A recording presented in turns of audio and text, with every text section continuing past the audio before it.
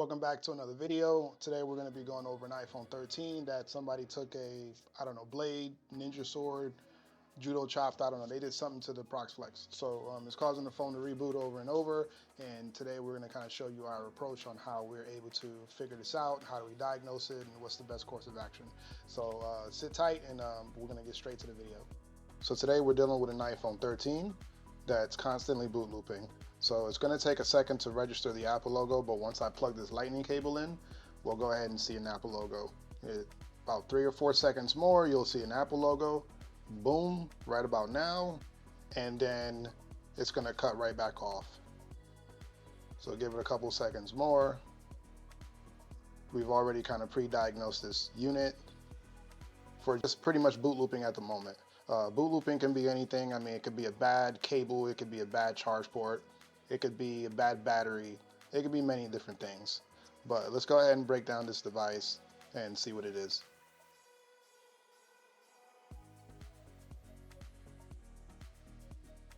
There we go, we pretty much got it open already. We can turn off our heat, give it a little bit of wiggle.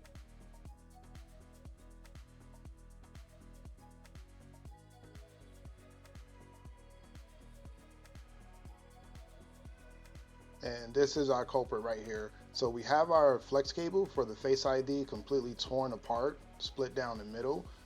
This is easy to do because if you turn the screen at an extreme angle, you don't have too much leeway with this cable. Also, it just looks like it just happened during a battery replacement. So due to the fact that we don't have an OEM battery, I can assume that they went to go change the battery and they opened up the screen. Probably thought it was like the older series, like a 10 series or 10s Max, where it opens up the opposite way. But the 12s and 13s, they all open up to the left. So you just gotta be careful with that because you can indeed break this flex cable right here. So this is the flex I'm referring to, and this is the one that we have to kind of pay attention to today. First thing I'm going to do is we're gonna go ahead and try a brand new flex that we got from Mobile Centrics. So potentially my goal is to transfer over the flood illuminator over to a good known flex. And then, but before we even do that, I like to just go ahead and plug this into the board and make sure that the constant boot loop goes away.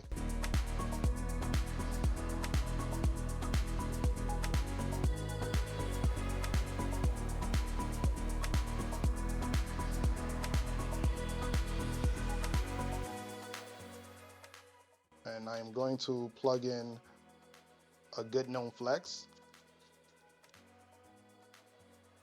Pretty much goes in like this. So we'll get this guy plugged in right here. All right, we got that plugged in. Let's get our battery plugged back in. Supply charge to the unit.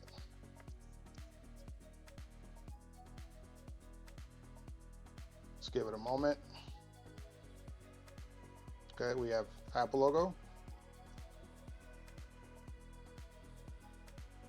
And hopefully this should boot all the way up. We won't have access to Face ID, but it should boot all the way up. I'm just gonna put my hand over it because I don't know if they have a personal picture, but it does boot all the way up. Good. So we see that the battery's on 43%. We have touch. We're gonna go ahead and transfer over that flood illuminator from original one that's located behind the screen. So we're gonna pull this guy out, take this bracket out, and then transfer it over to the good known flex to make sure that we can go ahead and retain Face ID. I like to take a little small piece of Capstone tape and place it right over the dot projector in the front camera area. So ensuring we won't have any hiccups with calibration after the Face ID flex is already repaired. So you want to make sure you don't get any kind of dust or debris or even the oils from your finger. If it gets into the dot projector or the front camera, it can cause issues.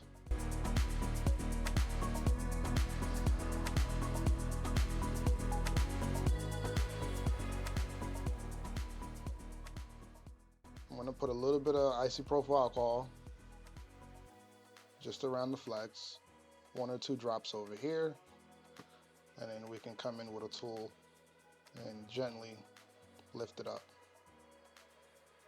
So Coming from this corner, lift up slowly. I'm barely using any force. If you feel like the cable's too tight or too much, you're fighting with too much adhesive, you can add a little bit of alcohol.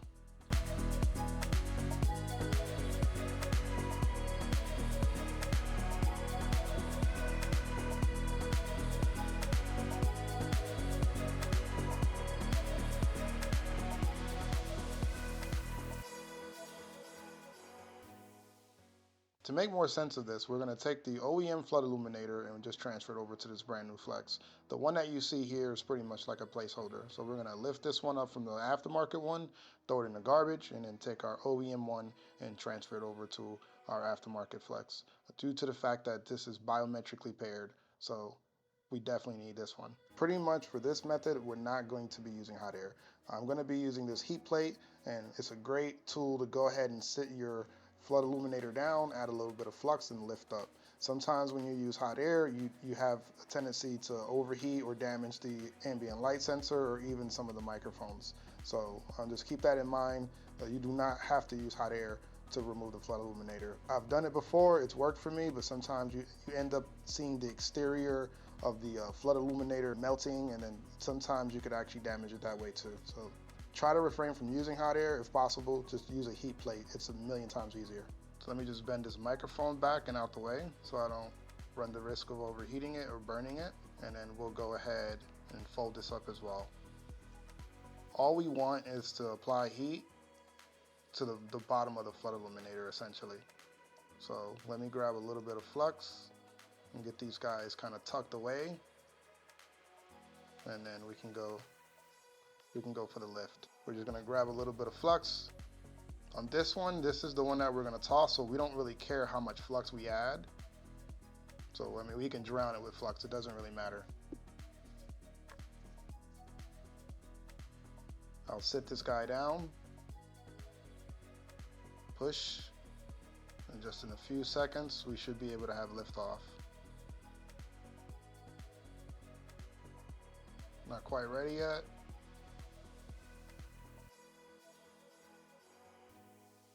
There it is. So pretty much we have 8 pads that we have intact. So you always want to pay attention to your pads. And let's go ahead and get this flux cleaned off. Go ahead and get our OEM flood illuminator installed now. Also remember that as soon as you pull off the fake flood illuminator, the one that comes on the aftermarket flex, toss this directly in the garbage. There's been times where I've accidentally installed the wrong one, and then I was wondering why I was having an issue with Face ID. So for good practice, toss it in the garbage and you won't have any problems. So it's time to remove our OEM. And same deal, just add a little bit of flux. This one, you want to be careful on how much flux you add. You don't want flux to get into the sensor. I'm going to add a little bit of flux just to the sides. Sometimes it's good to heat it up just a little bit. And then you can just add a little bit of flux to the perimeter. I'll add a little bit of flux towards the bottom side right there. And then that's enough flux. It should kind of solidify and work its way around the edges. And then we're gonna, even if you feel like you have too much, you can kind of move it around at this point so you don't have too much flux. Our goal is not to get flux into the sensor. I've gotten flux into the sensor before, it's been fine. You know, you have to clean it with alcohol and just make sure it doesn't cause any issues, but the goal is you don't want too much flux, but you want enough, if that makes any sense. So I'm gonna bend this a little bit more so I can sit this flat, face down, push down on the flex. There we go, and lift up. Well, we got our OEM flood illuminator safe, okay? So let's go ahead and transfer this over to our new one. So we always want to make sure we have a clean flex, right? So no flux left over. Doing a visual inspection. We do have components on the bottom, so make sure none of these components are floated. You just want to make sure everything is nice and clean. So once you clean everything up, then pretty much it's prepped for the new chip. Still have a little bit of flux on around the pads, nothing too major. So I'll grab a wipe and a little bit of alcohol. Then we'll just make sure we get in there and get all of that flux off. So essentially your flex should look like this.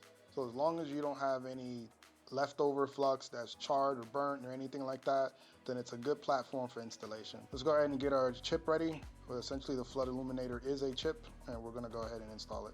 So the best way that I like to clean the flood illuminator is to sit down 2 clean room wipes and put the flood illuminator where the eyes are facing down.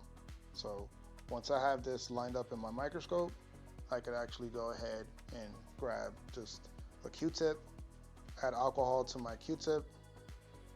Now let's switch over to the microscope.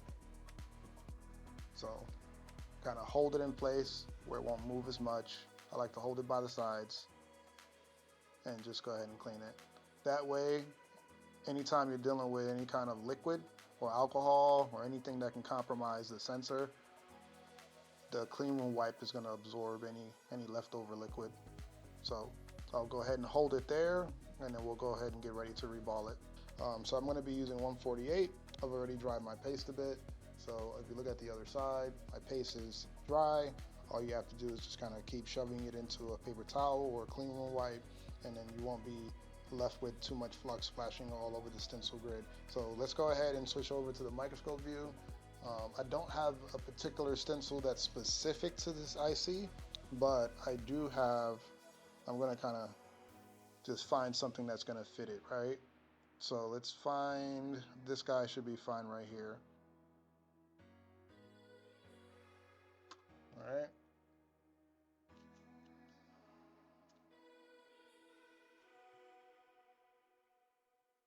So let's go grab some angle tweezers. And remember, we only need to focus on 8 pads. So although solder balls are going to form at other places, all I care about is those 8 pads. Good news about 148, it won't take a long time to form. So that's our pro right there. I'm gonna go ahead and heat this up.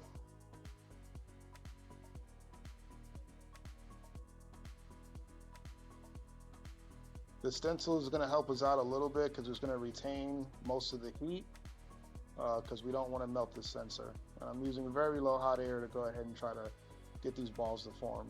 So as long as you keep saturating your air, you should have no problems. So once the balls form, I'm happy with that right there. Let's go ahead and take a look at it under the microscope. We will have other little balls that are under the stencil, which I'm okay with. I don't have the exact cutout. I have them for the older series, but not for the 13. So we'll move this over here to the side. Okay. And then we will get a clean side of the bounty paper towel. So I like to keep this face down. We'll kind of hold it and we'll reflow it from a distance. So I'm doing it from far because I don't need to add a lot of heat.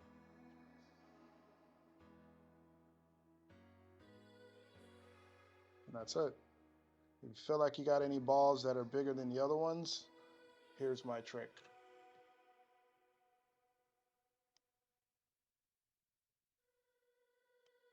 And that's it. Just kind of whatever you feel like is too much should be able to tame at this moment, at this point. And that looks fine. So shave just a little bit off and this should work. Don't shave too much off. And if you're using a blade like this, you definitely got to be careful on how much you're scratching and digging into the IC. So let's go ahead and get you back onto this bounty paper towel, just the edge. There you go. Light squeeze, back with the hot air.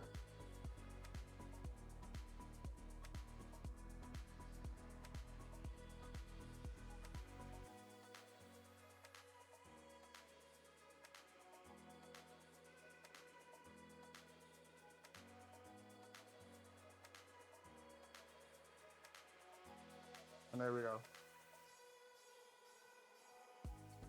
Yep, everything's more or less the same height.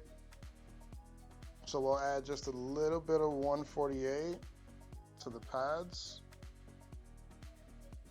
so we can wick this off. We'll come back with some hot air. And we'll primarily be focusing on aiming the hot air specifically on the wick. That's it. So now that we have those pads nice and flat, we can go ahead and clean it while it's still warm.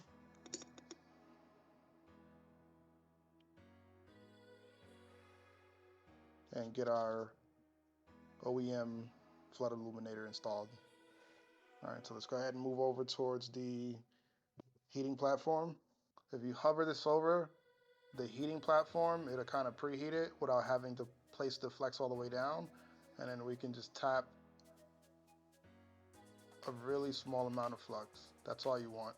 You don't want too much flux. So that right there is the perfect amount. If you put too much flux on the platform, it's gonna slide off and your flood illuminator, if you don't grab it on time, is gonna overheat. So as far as orientation, I should have QR code to my right and the two small eyes to my left. I'm gonna get really close so we can see this solder. We can see when a surface tension takes place. So essentially what I'm doing is making sure that when I push down, that this flex here is going to be flat and nothing else is gonna get in the way, and we're not gonna burn any of the other sensors. So let's kind of line it up. Push it over a little bit.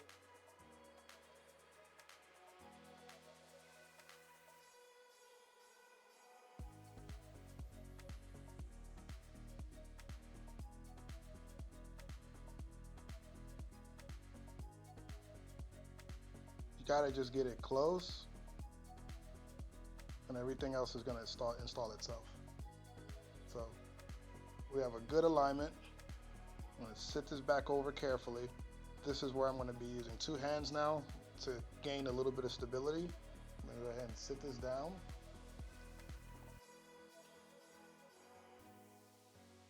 And then watch the magic happen on its own.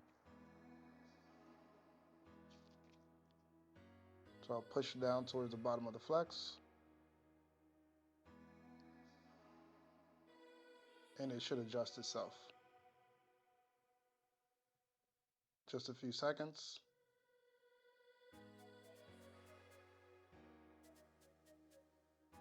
At this point, if you want to add a little bit more flux, you can. Or just help everything flow a little bit better. Here we go.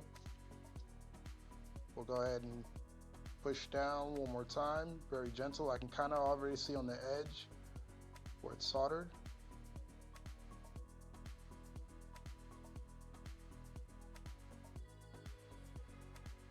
There we go. And we'll lift up slowly. So at this point, we'll give it a couple seconds to cool off because this is 148, so it takes a little longer to cool down. We can kind of turn to the side and take a closer look at our connections. So yeah, we've got some good connections right there. If we even wanted to put it back on here to bump it, we could. I mean, we could just put it right back on. And let's see if we can push down one more time, just to bump it. Should be able to bump it and it should come back. And that's it, came back. So now that we have that surface tension, let it cool off. Let's go ahead and test this. All right, so I don't like to do a full install, but I'll kind of just sit it where it needs to be, because if we need to rework anything or do anything over, then it's the perfect time for us to pull it back off and get everything situated. So let's go ahead and put this back in the frame as best as we can.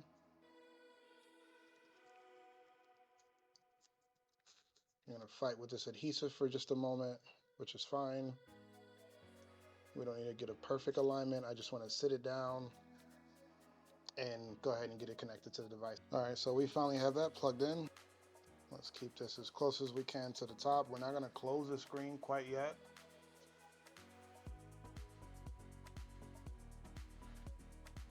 and I'll type in the passcode.